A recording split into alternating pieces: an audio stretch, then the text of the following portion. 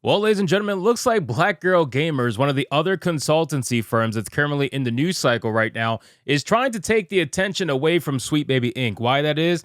Who really knows? Maybe it's an internal competition between both of these companies to see who could be the most diverse or who could be the most woke or whatever the word you want to use at the end of the day. But I think it's pretty funny when they get called out for their absolute obvious racist practices, and in this case, discriminatory practices in hiring, and they want to lose their mind to have a meltdown over it.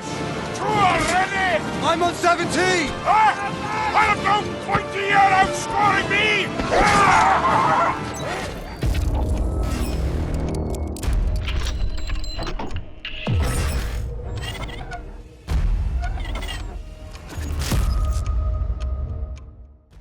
So we have an article here from That Park Place with a headline that reads, "Forspoken consultant Black Girl Gamers appears to discriminate in their hiring practices while claiming that they are being harassed." Now, of course, ladies and gentlemen, it's the oldest playbook, right? Go make a claim that's obviously outrageous, go piss off a whole bunch of people, then go run away after you pissed off a whole bunch of people, and then claim you're being harassed by those bunch of people. It's the most obvious playbook for these diverse consultancy firms, whatever word you want to use. This is the oldest playbook that they have, and this is what they stay tried and true to. So let's get into this article, guys, from That Park Place. But of course, before we do, if you are new here, just consider hitting that subscribe button. I would greatly appreciate it, and like the video to push this out into that YouTube algorithm. So it says a video game consultant organization, Black Girl Gamers, that consulted on Square Enix's disastrous Forspoken game, appears to be discriminating in their hiring practices while simultaneously claiming that they are being harassed. Now, if you weren't aware, which, I mean, you should be, because I remember making a video on Black Girl Gamers before and Forspoken, but if you weren't aware, they are the ones that consulted, keyword consulted, on Forspoken, and everybody knows exactly how Forspoken ended. It absolutely not only just destroyed Square Enix in terms of profits, but the company that made Forspoken closed down as well. So I mean, it is just a massive disaster, and it's definitely one that Black Girl Gamers, rightfully earned. They earned that spot to be able to say they completely destroyed this game. But listen, Square Enix themselves also destroyed this game because they were listening to people like Black Girl Gamers. They were listening to the West, and that's something they should not be doing. The East is perfectly fine without the woke influence of the West. We're already dealing with our own struggles here. There's no reason to make anything that's for the modern audiences, ladies and gentlemen, because it's a joke at the end of the day. We all know that we don't want this stuff. Most people don't want this stuff. The only people that want this are the ones that feel validated by it. Other than that, that's few and far between. They are literally a single-digit percentage of the population, and everybody else has to suffer for these losers. Then it says, back on February 19th, the organization appeared to post a job opportunity on X limiting the applicants based on race and gender. The organization wrote on looking for Black women content creators that make Dungeons and Dragons content for some potential brand work.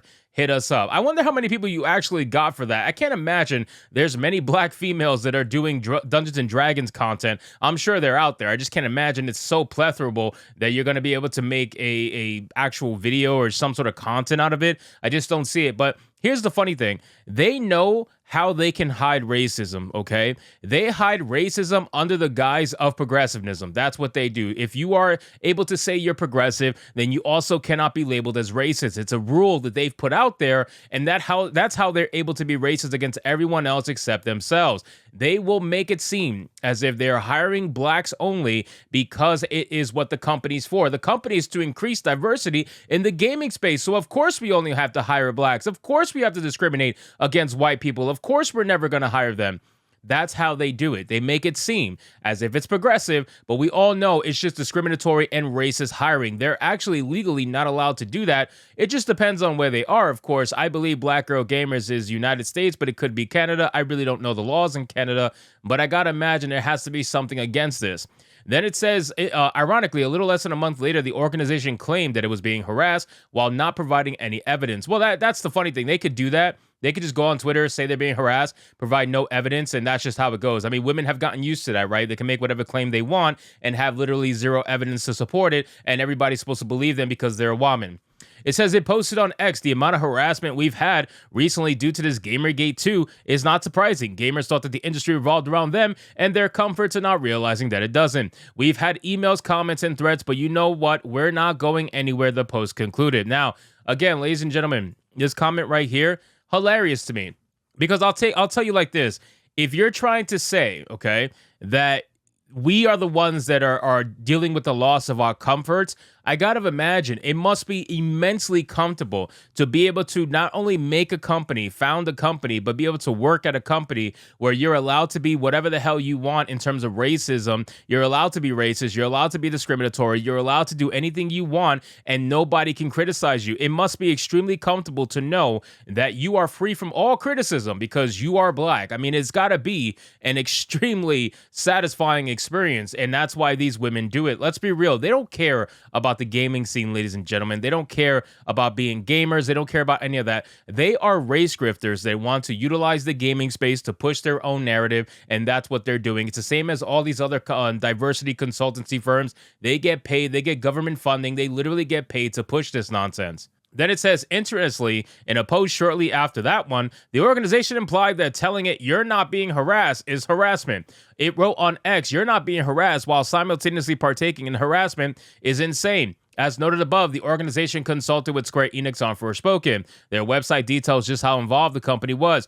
Black Girl Gamers were hired to consult Forspoken to provide insight on narrative and feedback on a pre-release build of the game that spanned from the gameplay experience to the portrayal of Frey as a female protagonist of Black descent, including topics such as colorism and texturism. This was an important consultation given that Frey is one of the first female protagonists of Black descent in the fantasy game genre. I can't, man. I really can't. They so desperately want to be the ones to be the first at everything. They have to make everything into the first of something. Otherwise, it's not meaningful. If they can't claim first on something, it's not good enough for them. It's a joke. And clearly, you consulted so well that you basically killed the game. You completely murdered the game. The gameplay actually wasn't that terrible. It was a little repetitive, not that terrible from what I saw, but the overall story wasn't that great. And the main issue people had was not with the skin color of the character, but how unsufferable the character was. You made this main character extremely insufferable. You made nobody want to like this character, and that's not too shocking to me.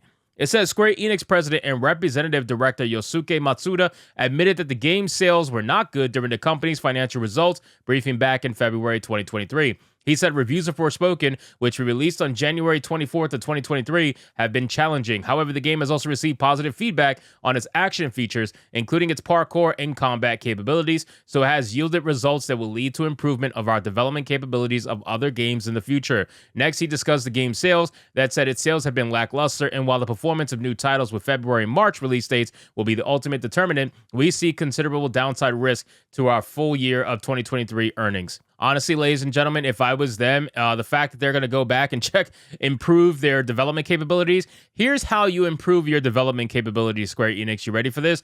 Don't use DEI blood money consultancy firms. That's how you include, and that's how you better your development cycle. Do not use these companies. They're only going to ruin whatever character you give them to work on. They're only going to ruin whatever narrative you give them to work on.